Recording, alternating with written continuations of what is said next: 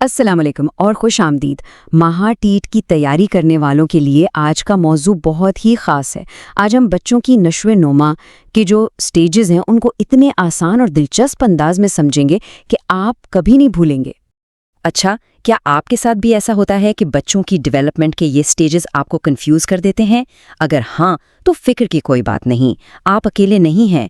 یہ ایک ایسی مشکل ہے جو اکثر امیدواروں کو پیش آتی ہے، لیکن ہمارا وعدہ ہے کہ اگلے صرف 5 منٹ میں ہم اس ٹاپک کو اتنا سمپل بنا دیں گے کہ امتحان میں آپ اسے کبھی نہیں بھولیں گے۔ تو چلیں شروع کرتے۔ تو جی، سب سے پہلا سٹیج ہے انفینسی، یعنی شیر خوارگی کا دور۔ یہ پیدائش سے لے کر 2 سال کی عمر تک ہوتا ہے، اور یاد رکھیں یہ وہ بنیاد ہے جس پر بچے کی پوری شخصیت کی عمارت کھڑی ہوتی ہے۔ اس سٹیج میں بہت تیزی سے تبدیلیاں آتی ہیں۔ ذرا سوچیں، ایک بچہ جو پہلے صرف دیکھ اور سن سکتا تھا وہ اب رینگنا، بیٹھنا اور پھر چلنا سیکھ لیتا ہے۔ اس کی زبان بھی رونے سے شروع ہو کر ماما، بابا جیسے پہلے الفاظ تک پہنچ جاتی ہے۔ اور سب سے اہم، وہ اپنے والدین کے ساتھ ایک مضبوط اٹیچمنٹ، ایک لگاؤ بنا لیتا ہے۔ اچھا، جو مشہور ماہر نفسیات ہیں ژان پیاجے، وہ اسے کہتے ہیں سینسوری موٹر سٹیج۔ اس کا مطلب بہت سادہ ہے، بچہ اپنی سینسز یعنی چھونے، دیکھنے، سننے اور اپنی فزیکل ایکشنز کے ذریعے دنیا کو سمجھتا ہے۔ مثال کے طور پر جب کوئی بچہ کھلونا پکڑتا ہے یا اپنی ماں کی آواز پہچان کے مسکراتا ہے تو یہ سب اسی سٹیج کی لرننگ ہے۔ ٹھیک ہے، تو اب آتے ہیں دوسرے مرحلے پر، یعنی ارلی چائلڈہڈ۔ یہ 2 سے 6 سال کی عمر کا دور ہوتا ہے اور اسے کھیل کی عمر بھی کہتے ہیں۔ یہ وہ وقت ہے جب بچوں کا تخیل، ان کی امیجنیشن عروج پر ہوتی ہے۔ اس عمر میں زبان تو جیسے طوفان کی رفتار سے ڈیولپ ہوتی ہے، اور ان کی امیجنیشن وہ تو بس اڑنے لگتی ہے۔ آپ نے دیکھا ہوگا نا، بچے اپنے کھلونوں سے ایسے باتیں کرتے ہیں جیسے وہ زندہ ہوں، اور ہاں، ہر بات پر ان کا سوال ہوتا ہے کیوں۔ یہ ان کے بڑھتے ہوئے تجسس کی نشانی ہے۔ پیاجے کہتے ہیں کہ اس سٹیج کی سب سے بڑی پہچان ہے ایگو سینٹرزم، یعنی خود مرکزیت۔ اس کا مطلب یہ ہے کہ بچہ ہر چیز کو صرف اپنے پوائنٹ آف ویو سے دیکھتا ہے۔ وہ یہ نہیں سمجھ پاتا کہ دوسروں کا نظریہ الگ بھی ہو سکتا ہے۔ اور ہاں، یہ کانسیپٹ امتحان کے لیے بہت اہم ہے، کیونکہ ایک ٹیچر کے طور پر جب آپ یہ سمجھ جائیں گے تو کلاس میں بچوں کے جھگڑے سلجھانا آسان ہو جائے گا۔ تو چلیں ایک چھوٹا سا سوال جلدی سے بتائیں، ایگو سینٹرزم یا خود مرکزیت کس سٹیج کی خاصیت ہے؟ اپنا جواب فوراً نیچے کامنٹس میں لکھ دیں۔ دیکھتے ہیں کون سب سے پہلے صحیح جواب دیتا ہے۔ چلیں جی، اب آتے ہیں تیسرے سٹیج پر، مڈل چائلڈہڈ، یعنی 6 سے 12 سال کی عمر۔ یہ اسکول جانے والی عمر ہے، اور ٹیچرز کے لیے یہ سمجھنا بہت ضروری ہے کیونکہ امتحان میں یہاں سے بہت سوال بنتے ہیں۔ یہاں آ کر ایک بہت بڑی تبدیلی آتی ہے۔ بچہ اب خیالی دنیا سے نکل کر لاجیکل تھنکنگ شروع کر دیتا ہے، یعنی منطقی طور پر سوچتا ہے۔ جیسے اب وہ گیم کے رولز سمجھنے لگتا ہے، اور اس عمر میں دوست بہت اہم ہو جاتے ہیں۔ دوستوں کی رائے اس کے لیے بہت معنی رکھتی ہے۔ پیاجے اس سٹیج کو کہتے ہیں کانکریٹ آپریشنل سٹیج، یعنی بچہ اب ٹھوس نظر آنے والی چیزوں کے بارے میں منطقی طور پر سوچ سکتا ہے، جیسے ریاضی کے سوالات حل کرنا، اور اسی لاجیکل تھنکنگ کی وجہ سے وہ اب دوسروں کے پوائنٹ آف ویو کو بھی سمجھنے لگتا ہے۔ مطلب اس کی خود مرکزیت اب کم ہو رہی ہے۔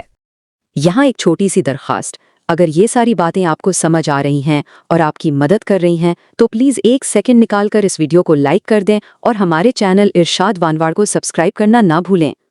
اور اب باری ہے آخری اور شاید سب سے زیادہ چیلنجنگ سٹیج کی، ایڈولیسنس، یعنی نوجوانی کا دور، جو 12 سے 18 سال تک چلتا ہے۔ یہ وہ وقت ہے جب نوجوان خود سے یہ سوال پوچھتے ہیں، میں کون ہوں؟ اور اپنی پہچان، اپنی آئیڈینٹی تلاش کرتے ہیں۔ ان کی سوچ اب صرف نظر آنے والی چیزوں تک نہیں رہتی، اب وہ انصاف، محبت اور مستقبل جیسے ایبسٹریکٹ آئیڈیاز کے بارے میں بھی گہرائی سے سوچنا شروع کر دیتے ہیں۔ پیاجے کے مطابق یہ کوگنیٹو ڈیولپمنٹ کی سب سے اونچی سطح ہے، جسے وہ فارمل آپریشنل سٹیج کہتے ہیں۔ اس کا مطلب ہے کہ اب نوجوان ہائپوتھیٹیکل سچویشنز یعنی فرضی حالات کے بارے میں سوچ سکتے ہیں اور مشکل سے مشکل مسائل کو سٹیپ بائی سٹیپ حل کرنے کی قابلیت رکھتے ہیں۔ اچھا، ایک اور اہم بات، اگر آپ پیڈاگوجی کی مکمل تیاری کرنا چاہتے ہیں تو ہمارے چینل پر ایک پوری پلے لسٹ موجود ہے۔ اس کا لنک آپ کو نیچے ڈسکرپشن میں مل جائے گا، یا آپ چینل کے پلے لسٹ سیکشن میں بھی جا سکتے ہیں۔ پیازے تو بہت اہم ہیں، لیکن ان کے علاوہ بھی کچھ تھیورسٹس ہیں جن کے بارے میں جاننا امتحان کے لیے ضروری ہے۔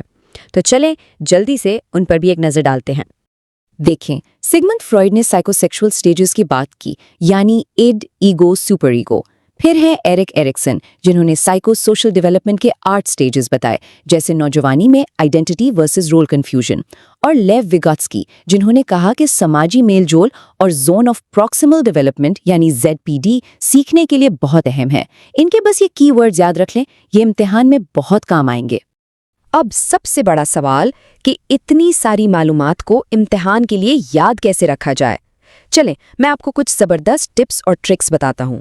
ان چاروں سٹیجز کو ترتیب سے یاد رکھنے کے لیے ایک بہت ہی آسان ٹرک ہے، بس یہ لفظ یاد کر لیں، IEMA۔ I سے انفینسی، E سے ارلی چائلڈہڈ، M سے مڈل چائلڈہڈ اور A سے ایڈولیسنس۔ ہے نا آسان؟ اور یہ دیکھیں، یہ ٹیبل تو جیسے سونے پہ سہاگا ہے، اس میں سب کچھ ایک جگہ پر ہے۔ میری مانے تو فوراً اس کا ایک اسکرین شاٹ لے لیں، امتحان سے ٹھیک پہلے ریویژن کے لیے یہ بہترین چیز ہے۔ اور اگر آپ اپنی تیاری کو اور بھی پکا کرنا چاہتے ہیں تو نیچے ڈسکرپشن میں ایک لنک ہے، وہاں آپ کو اس پورے ٹاپک کے امپورٹنٹ نوٹس کی PDF بھی ملے گی اور ایک پریکٹس کوئز بھی، اسے مس مت کیجیے گا۔ آخر میں اگر آپ کو ہماری یہ کوشش اچھی لگی تو پلیز ہمارے چینل ارشاد وانواڑ کو لائک کریں، اپنے دوستوں کے ساتھ شیئر کریں اور سبسکرائب کر کے ہماری اس چھوٹی سی کمیونٹی کا حصہ بنیں۔ تو یہ تھے بچوں کی نشوونما کے 4 اہم مراحل۔ امید ہے اب آپ کو سب کچھ کلیئر ہو گیا ہوگا۔ اب آپ کی باری ہے، ہمیں کامنٹس میں بتائیں کہ آپ MA ٹیٹ کی تیاری کے لیے اگلا کون سا پیڈاگوجی ٹاپک ہم سے سمجھنا چاہتے ہیں۔ آپ کے جواب کا انتظار رہے گا۔ شکریہ۔